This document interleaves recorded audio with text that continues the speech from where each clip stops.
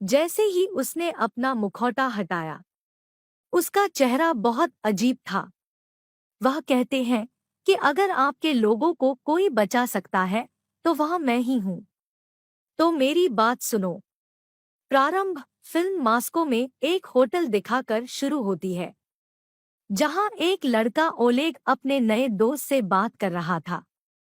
अपनी प्रशंसा करते हुए वह उससे कह रहा था कि मैं एक आर्मी ऑफिसर हूँ, मेरे पास बहुत पैसा है। यह सुनकर उसका दोस्त बहुत प्रभावित हो जाता है। वे कुछ और समय बिताते हैं और जल्द ही शादी करने का फैसला करते हैं। वैसे भी एक जगह एक प्लेन उड़ान भरने ही वाला होता है कि अचानक उसका इंजन काम करना बंद कर देता है। सभी लाइटें बंद थी, जिसके बाद विमान सीधे जमीन पर आ गिरा।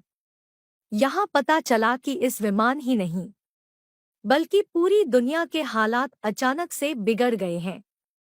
बिजली के सभी उपकरण काम करना बंद कर चुके हैं। सभी लाइटें धीरे धीरे बंद हो जाती है और पूरी दुनिया ब्लैकआउट हो जाती है। इसका अर्थ है कि प्रकाश के अभाव में अंधकार फैल गया है।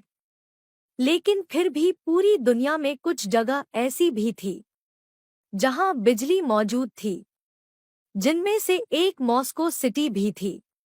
मॉस्को में टीवी पर खबर में बताया गया कि हमारा संपर्क पूरी दुनिया से कट गया है। किसी को पता नहीं था कि शहर के बाहर की स्थिति कैसी है, और न ही बाहर वालों को पता था कि उनके शहर में बिजली है। इस खबर को ओलेग भी देख रहा था। उसे लगता है कि शायद ये कोई आतंकी हमला है। वैसे भी अब जहां लाइट नहीं होती थी, उन सभी जगहों को ब्लैकआउट एरिया कहा जाता है, और जहां लाइट होती थी उसे लाइट एरिया कहा जाता है। मॉस्को की सरकार ब्लैकआउट क्षेत्र की स्थिति की जांच करने के लिए वहां बहुत सारे ड्रोन कैमरे भेजती है। लेकिन रास्ते में सारे ड्रोन अजीबोगरीब तरीके से गायब हो जाते हैं। जब जवान वहां पहुंचे तो वहां के हालात देखकर दंग रह गए। दरअसल जब ब्लैकआउट हुआ तो दुनिया में जितने भी जीव जंतु थे, जैसे कुत्ते, बिल्ली, मछली, यहाँ तक कि इंसान भी बड़े ही अजीबोगरीब तरीके से मारे गए। हर तरफ लाशें बिखरी हुई थी। ऐसा लग रहा था जैसे पल भर में ये सारी जगह कब्रिस्तान बन गई हो। सैनिक अभी जांच पड़ताल ही कर रहे थे कि तभी एक अजनबी सैनिक पर हमला कर देता है। उसे बुरी तरह घायल करने के बाद वह अपना हथियार लेकर बड़ी तेजी से वहां से भाग जाता है। सभी ने उस पर गोली चलाई, लेकिन वह ज्यादा प्रभावित नहीं हुआ। उसे एक भी गोली नहीं लगी, वह बस भाग रहा था। यह देखकर सभी सैनिक काफी हैरान हुए। उन्होंने अनुमान लगाया कि यह आदमी कोई साधारण व्यक्ति नहीं लगता है, और यदि यह वास्तव में कोई सामान्य व्यक्ति नहीं है तो यह बड़े खतरे की बात है। और अब 1 महीना बीत गया। किसी को पता ही नहीं चला कि यह कैसे हो गया। अब हम एक लड़के को देखते हैं जो ओलेग का मित्र है। वह भी एक सैनिक था। वह अपनी बूढ़ी माँ के पास रहता था और उसकी हालत ठीक नहीं थी। लेकिन जैसे ही उसे सेना से वापस आने का पत्र मिलता है, वह भारी मन से मिशन के लिए निकल जाता है। फिर कप्तान सभी सैनिकों को इकट्ठा करता है और उन्हें बताता है कि लाशें हमें ब्लैकआउट क्षेत्र से मिली हैं। हमने उन सभी को जांच के लिए लैब भेजा है। रिपोर्ट के मुताबिक इन सभी की मौत जहर खाने से हुई है। जहर उन्हें नहीं दिया गया था, बल्कि उनके शरीर ने खुद बनाया था। उन्होंने अपने आप ऐसा नहीं किया, लेकिन कुछ अजीबोगरीब चीजों ने उनके शरीर को ऐसा करने पर मजबूर कर दिया। और अब रात होते ही जवानों की टीम ब्लैकआउट एरिया के लिए रवाना होने लगती है। उनमें से ओलेग भी था, जो देखता है कि मेरा नया दोस्त, जिसके साथ वह शादी करने जा रहा था, वह भी जा रहा था क्योंकि वह एक डॉक्टर थी। जब वे वहां पहुंचे तो वे आपस में बात कर ही रहे थे कि तभी इमरजेंसी अलार्म बजने लगता है। सभी सैनिक अपनी अपनी स्थिति के अनुसार बाड़े की ओर अपनी बंदूकें तानकर शीघ्रता से खड़े हो जाते हैं। कप्तान उन्हें बताता है कि बाढ़ से जानवर तेजी से उनकी ओर बढ़ रहे हैं। सभी एक ही तरह के जानवर हैं, जिनका आकार काफी बड़ा होता है। और फिर अगले ही पल उस जानवर ने सिपाहियों पर हमला बोल दिया और उन पर बुरी तरह हमला कर दिया। जवान भी अपने बचाव में गोलियां चलाने लगते हैं। अगली सुबह बहुत बुरे हालात देखने को मिलते हैं, क्योंकि बहुत सारे सैनिक मारे गए। वे देखते हैं कि हमला करने वाले जानवर जंगली भालू थे, लेकिन उन्हें यह समझ नहीं आया कि भालू ने उन पर झुंड में हमला क्यों किया, क्योंकि वे ऐसा कभी नहीं करते। हमले में ओलेग भी घायल हो गया। उसका दोस्त डॉक्टर था जो उसका इलाज कर रहा था। अभी शहर के एक अस्पताल में एक लड़के को भर्ती कराया गया। वह बिस्तर पर पड़ा था। उसकी तबीयत अचानक बिगड़ने लगी। दरअसल ब्लैकआउट के बाद से उनके साथ अजीबोगरीब चीजें हो रही थी। उसे उन्हीं अनजान लोगों की आवाजें सुनाई देती है। एक गंजा आदमी उसे हमेशा परेशान करता था। जैसे ही ब्लैकआउट हुआ, इस लड़के के पास महाशक्तियाँ थी। उसके पास अलग अलग शक्तियाँ थी, और जैसे ही उसकी आंखें खुली, उसे सामने एक लड़का मिलता है। लड़का उससे कह रहा था कि मैं तुम्हारा दोस्त हूँ। मैं तुम्हें महत्वपूर्ण जानकारी देने आया हूँ। दरअसल पूरी दुनिया में जो हालात बने हैं, वो अजीबोगरीब लहरों के हमले की वजह से है। ये 3 प्रकार की तरंगें होती हैं। पहली लहर में बिजली से चलने वाली सभी चीजें नष्ट हो जाती हैं। दूसरी लहर में सभी खतरनाक चीजें नष्ट हो जाती है। और तीसरी लहर में सबसे ज्यादा तबाही होती है, क्योंकि इसमें ये खतरनाक लहरें यहाँ के लोगों को कठपुतली की तरह इस्तेमाल करेंगी। उन्हें अपने नियंत्रण में लेकर वे अपने लोगों पर हमला करवाएंगे, जिसका अर्थ था कि लोग अभी भी ब्लैकआउट क्षेत्र में जीवित थे। अब उस बीमार लड़के को उसकी बात समझ में नहीं आई। उल्टे जब उसे चिंता हुई, वह गार्ड को बुलाता है ताकि वह लड़के को वहां से निकाल ले। लेकिन जब पहरेदार अंदर आता है तो उन्हें वहां कोई नहीं दिखता, क्योंकि वह मन ही मन उससे बातें कर रहा था। शारीरिक रूप से तो वह कमरे में मौजूद ही नहीं था। इन सब परिस्थितियों के चलते और अपने काबू में नहीं होने के कारण हल्के इलाके के लोग सड़कों पर निकल आते हैं। जगह-जगह टूट-फूट कर तबाही मचा रहे थे। यहाँ तक कि उन्होंने सिपाहियों पर हमले भी शुरू कर दिए, क्योंकि उन्हें लगा कि यह सब सरकार की चाल है। आर्मी कैंप में सिपाहियों के अलग-अलग ग्रुप होते हैं। एक ग्रुप ओलेग का था और दूसरा उसके दोस्त का। ब्लैकआउट क्षेत्र में स्थिति बहुत खराब थी। सब कुछ नष्ट हो गया। पुल बुरी तरह क्षतिग्रस्त हो गया, क्योंकि विमान नष्ट होने के बाद पुल पर गिर गया। कई इमारतें भी तबाह हो गई। पहले भेजे गए सेना के हेलीकॉप्टर, टैंक और वाहन खिलौनों की तरह बिखर गए। ओलेग का दोस्त अपने दोस्तों के साथ एक कस्बे में पहुंचा। उनके साथ एक रिपोर्टर भी आया। टीम के सभी जवान अपने क्षेत्र का निरीक्षण कर रहे थे। कुछ दिन ऐसे ही बीत जाते हैं, लेकिन न तो उन्हें कोई इंसान दिखता है, न ही उनकी लाशें। महाशक्तियों का लड़का जब एक जगह बैठा था तो एक आदमी उससे मिलने आया जिसका नाम आईडी था। उसने पहले तो अपना चेहरा छुपा रखा था, लेकिन जैसे ही उसने अपने कपड़े उतारे, उसका चेहरा बड़ा अजीब था। बाकी सब शरीर मनुष्य जैसा था। वह बताता है कि मैं इंसान नहीं, बल्कि इंसान की तरह दिखने वाला एलियन हूँ। कोई आपकी महाशक्तियों का उपयोग कर रहा है और पूरी दुनिया में यह सब कर रहा है। और मैं उसी व्यक्ति की तलाश कर रहा हूँ।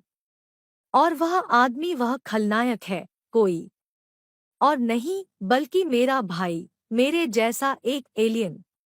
और जब ब्लैकआउट हुआ तो आप ब्लैकआउट एरिया और लाइट एरिया के बीच फंस गए थे। यही कारण है कि आज ये शक्तियां आपके साथ हैं। इससे पहले कि लड़का कुछ समझ पाता, कप्तान और उसके सिपाही वहां आ गए और आईडी पर बंदूक तान दी।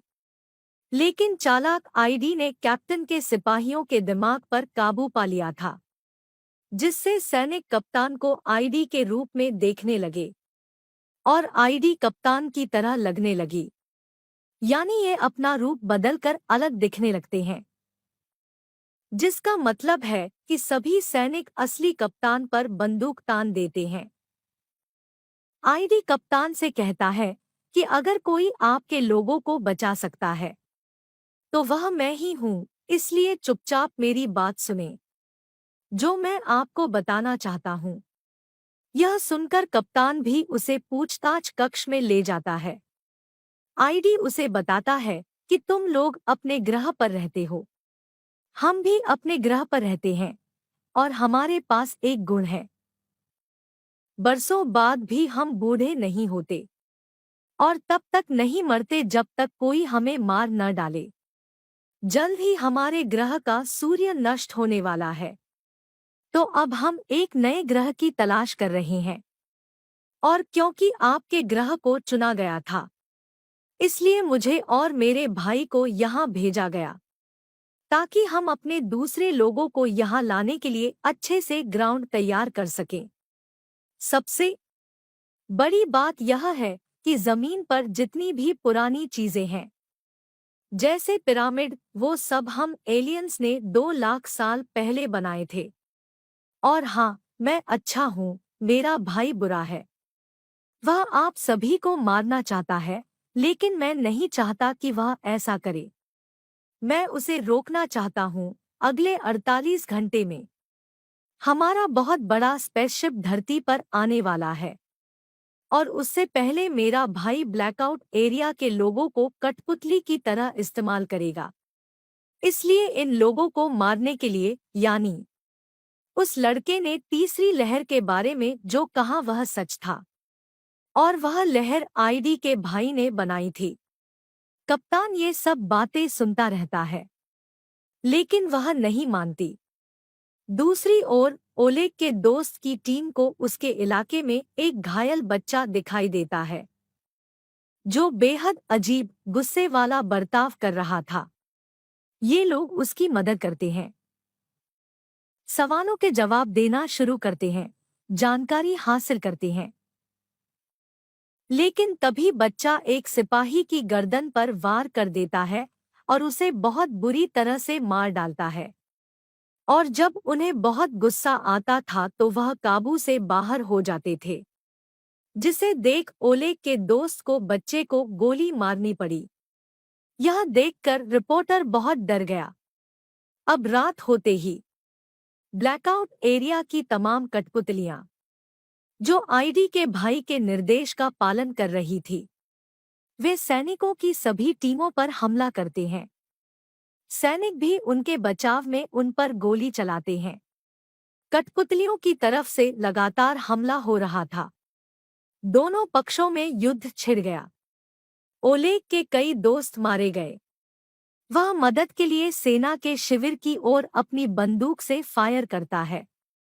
इसके अलावा जवानों की 2 और टुकड़ियों ने फ्लेयर गन से फायरिंग की है, जिससे बेचारे आर्मी कैंप के लोग चिंतित हो गए कि अब हम किसकी मदद लें। जैसा कि कप्तान को इन सभी स्थितियों के बारे में बताया जाता है, उसे यकीन हो जाता है कि आईडी सच कह रही है, क्योंकि उसकी बातें सच साबित हो रही थी। कप्तान के पास कोई दूसरा रास्ता नहीं था, इसलिए वह आईडी की मदद लेने के लिए तैयार हो गई। आईडी कप्तान को बताती है कि हमें मेरे भाई को खोजने के लिए शक्तिशाली लड़के की आवश्यकता होगी। जैसे ही मैं अपने भाई को मारूंगा, मैं सभी लोगों की कठपुतलियों को अपने वश में कर लूंगा और उन्हें रोक दूंगा। कप्तान आईडी लेता है और सेना के अड्डे पर पहुंचता है। ओलेग के दोस्त की टीम पर एक बड़ा हमला हुआ, जिसमें एक एक कर सभी जवानों की मौत हो जाती है। केवल 2 लोग बचे हैं, ओलेग के दोस्त और रिपोर्टर। कठपुतलियों की संख्या काफी अधिक थी, इसलिए वे बाकी लोगों के पास जाने की कोशिश करते हैं ताकि वे एक साथ उनका सामना कर सकें। आईडी शक्तिशाली लड़के को ध्यान देने के लिए कहती है। वह उसकी मदद कर रहा था ताकि विजन देख सके, ताकि लड़का देख सके कि आईडी का भाई कहाँ है। कुछ देर बाद उसकी लोकेशन मिल जाती है, जो एक बहुत बड़ी इमारत की छत थी, और वहीं से वह सारी कठपुतलियों को नियंत्रित कर रहा था और सब कुछ करवा रहा था। वे जा रहे थे, तब उन्हें पता चला कि कठपुतलियों ने प्रकाश क्षेत्र पर भी हमला किया है, यानी तीसरी लहर का असर शुरू हो गया है। तो कप्तान बिना समय गंवाए आईडी लेकर जाने लगा। ताकतवर लड़का आईडी बताता है कि तुम्हारे भाई ने मुझे देख लिया है, वह मुझे मार डालेगा, इसलिए कृपया मुझे अपने साथ ले चलो। आईडी का जवाब होता है कि नहीं, आप यहाँ बेस में सुरक्षित हैं। वहाँ तुम्हारी जान को खतरा है, यह कहकर यहीं ठहरो। वह कप्तान के साथ निकल जाता है। वे लोग बेस से कुछ ही दूर आए थे। आईडी के भाई को ताकतवर लड़के की लोकेशन का पता चल जाता है, जिसका मतलब है कि वह इस वक्त आर्मी बेस में है। उसे मारने के लिए वह ढेर सारी मिसाइलें भेजता है। बेस के सैनिक मिसाइल को रोकने की कोशिश करते हैं, लेकिन इसका कोई फायदा नहीं होता क्योंकि वे संख्या में बहुत अधिक थे और कप्तान की आंखों के सामने उसकी पूरी सेना का ठिकाना नष्ट हो गया। लेकिन दुर्भाग्य से सभी सैनिक, शक्तिशाली लड़का और सभी मर गए। यह देखकर कप्तान काफी नाराज और दुखी हुए। वह आईडी पर अपनी बंदूक तानती है और कहती है कि क्या आप यह सब नहीं जानते हैं? फिर लड़के को वहीं छोड़कर तुमने यह घटिया हरकत क्यों की? आईडी कहती है कि कुछ ही लोग हैं जो मानवता को बचा सकते हैं, और मेरे भाई को पहले से ही ताकतवर लड़के की लोकेशन पता है। अगर हम उसे अपने पास रखते तो अब हम मर चुके होते, इसलिए मुझे यह कदम उठाना पड़ा। अगले दिन ओलेग को उसका दोस्त और रिपोर्टर मिल जाता है। वे एक दूसरे को जीवित देखकर काफी खुश महसूस करते हैं और एक दूसरे को गले लगाते हैं। बाद में कप्तान भी अपने सैनिकों के साथ उनका साथ देता है। अब बिना समय गंवाए वे सब उस भवन के लिए निकल जाते हैं, जहां सभी कठपुतलियों को आईडी का भाई कंट्रोल कर रहा था। रास्ते में ये कठपुतलियां उनका रास्ता रोकने की कोशिश करती, बड़ी मुश्किल से और उनसे बचते हुए सैनिक इमारत तक पहुंचते हैं। आईडी कुछ सैनिकों के साथ इमारत के शीर्ष पर जाने लगती है, जबकि कई सैनिक कठपुतलियों से लड़ने के लिए नीचे रह जाते हैं। फिर ओलेग का दोस्त और आईडी अंत में आईडी के भाई के सामने आते हैं। ओलेग का दोस्त आईडी के भाई पर हमला करने के लिए आगे बढ़ता है। वह एक ही वार में उसे दूर तक फेंक देता है। बाद में आईडी अपने भाई से मिलने जाती है। दोनों भाइयों के बीच लड़ाई शुरू हो जाती है। दोनों कम नहीं थे, एक दूसरे से बड़े थे, बराबर लड़ रहे थे। मुक्का मारते मारते उनके हाथ से चिंगारी निकल रही थी। दोनों बहुत शक्तिशाली हैं। नीचे ओलेग और अन्य सिपाहियों को कठपुतली को रोकने में काफी परेशानी हो रही थी, क्योंकि उनकी संख्या करोड़ों में थी, खत्म ही नहीं हो रहे थे। कठपुतलियां इतनी शातिर थी कि उन पर तेल से भरे ट्रक से हमला कर दिया, जिससे जोरदार धमाका हुआ। इनमें से कुछ को छोड़कर अब ये सभी सैनिक मारे जा चुके हैं। मुश्किल से 5 ही बचे थे और अब उन्हें कठपुतलियों का सामना करना था। ओलेग और अन्य सैनिक अब ऊपर की ओर जाने लगते हैं। कठपुतली अपने नेता आईडी के भाई में शामिल होने के लिए भवन की ओर आ रहे थे। कठपुतलियों के आने से पहले आईडी अपने भाई को जोर से घूंसा मारता है। वह अपनी परेशानी का दिल निकाल लेता है, जो जाहिर तौर पर एलियन होने की वजह से एक डिवाइस की तरह था। वह अपने दिल में एक बम ठीक करता है। जैसे ही उसका दिल फटा, उसके भाई की मृत्यु हो गई। अपने भाइयों को मारने के बाद आईडी ने सभी कठपुतलियों पर नियंत्रण हासिल कर लिया। एक ही हमले में वह उन सभी को मार डालता है। बचे हुए सभी लोग अब युद्ध जीत चुके हैं, लेकिन वे खुश नहीं थे, क्योंकि उनमें से कुछ ही थे जो जीवित बचे थे, जबकि करोड़ों बेगुनाह लोग सड़कों पर मारे गए, कीड़ों की तरह। यह संसार का भयानक मंजर था। आईडी हर किसी को बताता है कि इंसानों में प्यार और दया नहीं है। तुम कितने स्वार्थी हो, तुम केवल अपने बारे में सोचते हो। यही कारण था कि मेरा भाई तुम्हें मारना चाहता था, ताकि एलियंस यहाँ शांति से रह सके, लेकिन मेरा उद्देश्य अलग था। यहाँ उन्होंने सबसे बड़ा राज खोला। मैं इंसानों की मदद करना चाहता था, ताकि इंसान मुझे अपना मरहम लगाने वाला समझे, यहाँ तक कि वे मुझे अपना भगवान मानने लगे। फिर लड़का गुस्से में आईडी से कहता है कि तुम्हें पहले से ही सब कुछ पता था, फिर आपने ब्लैकआउट क्यों नहीं रोका? आईडी जवाब देती है कि अगर मैंने इसे रोक दिया होता तो किसी के दिल में मौत का डर नहीं होता, किसी ने मुझ पर विश्वास नहीं किया होगा, और वैसे भी आप जनसंख्या बढ़ाने के लिए काफी है। मैं सबका मरहम लगाने वाला हूँ, भगवान। भले ही बाकी लोग मर जाएं, मुझे परवाह नहीं है। जिसका अर्थ था कि वह भी अच्छा नहीं है। आदि से अब तक वह केवल अपना ही भला देखता रहा है। यह सुनकर सभी को बहुत गुस्सा आने लगा। ओलेग के दोस्त उस पर बंदूक तानते हैं। तब ओलेग का दूसरा दोस्त उसे बंदूक नीचे रखने के लिए कहता है। उनके जैसे लाखों आ रहे हैं। यदि आप उसे मार देते हैं तो आप बाकी को कैसे रोकेंगी? उसका जिंदा रहना बहुत जरूरी है। बात कर रहे थे और एक लड़के ने आईडी पर चाकू से हमला कर दिया, लेकिन आईडी यह जानती थी।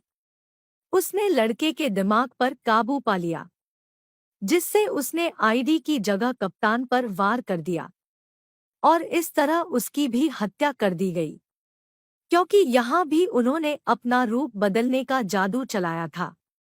ओलेग को बहुत गुस्सा आया। जैसे ही वह आईडी मारने के लिए आगे बढ़ता है, उसका दोस्त उसे ऐसा करने से रोकता है। दोनों में बहस हुई। जो लड़ने के लिए चला जाता है और ओलेग के दोस्त ने उसे मार डाला होता।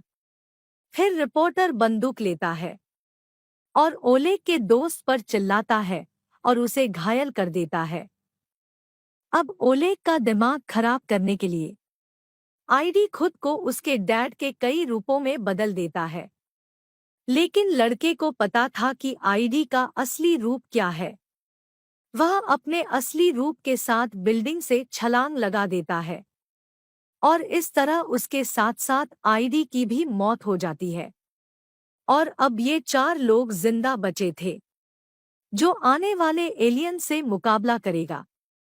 थोड़ी ही देर में एलियन का अंतरिक्ष यान यहाँ आ जाता है, जो बहुत बड़ा था, और जहाज का दरवाजा तो खुल जाता है, लेकिन अंदर से कोई नहीं आता। तो अब ये लोग अंदर जाते हैं। जब वे अंदर जाते हैं तो उन्हें एलियंस के लाखों कक्ष दिखाई देते हैं, जिसमें सभी एलियन सो रहे थे। तभी अचानक सभी कक्षों में रोशनी होने लगी। और एक अजीब तरह का द्रव चलने लगता है, जिससे एलियंस के होश आने लगते हैं। डॉक्टर का कहना है कि यह लिक्विड जरूर उनकी ऑक्सीजन है, इसलिए उनके जागने से पहले ओलेग सभी को गोली से मारना शुरू कर देता है। लेकिन उनके पास समय कम था और गोलियां नहीं थी, इसलिए दिमाग का इस्तेमाल कर हथौड़े से ऑक्सीजन मेन पाइप को तोड़ देते हैं। जिससे होता यह है कि सारे एलियंस जागने से पहले ही मारे जाते हैं। अब कुछ ही कक्ष शेष रह गए थे, जिसमें उन्हें एलियंस के मासूम बच्चे नजर आ रहे हैं। यह उन्हें याद दिलाता है कि इंसानों में प्यार और दया नहीं है, और क्योंकि वे ऐसे इंसान नहीं बनना चाहते थे, इसलिए वे परदेशियों के बच्चों के साथ कुछ नहीं करते, वे उन्हें छोड़ देते हैं। थोड़ी देर में एलियंस के सभी बच्चे अपने अपने कक्ष से बाहर आ जाते हैं। जो सभी आईडी लग रहे थे वे बच्चे हैं, इसलिए अब कोई खतरा नहीं था। और इसी के साथ फिल्म यहीं खत्म हो जाती है।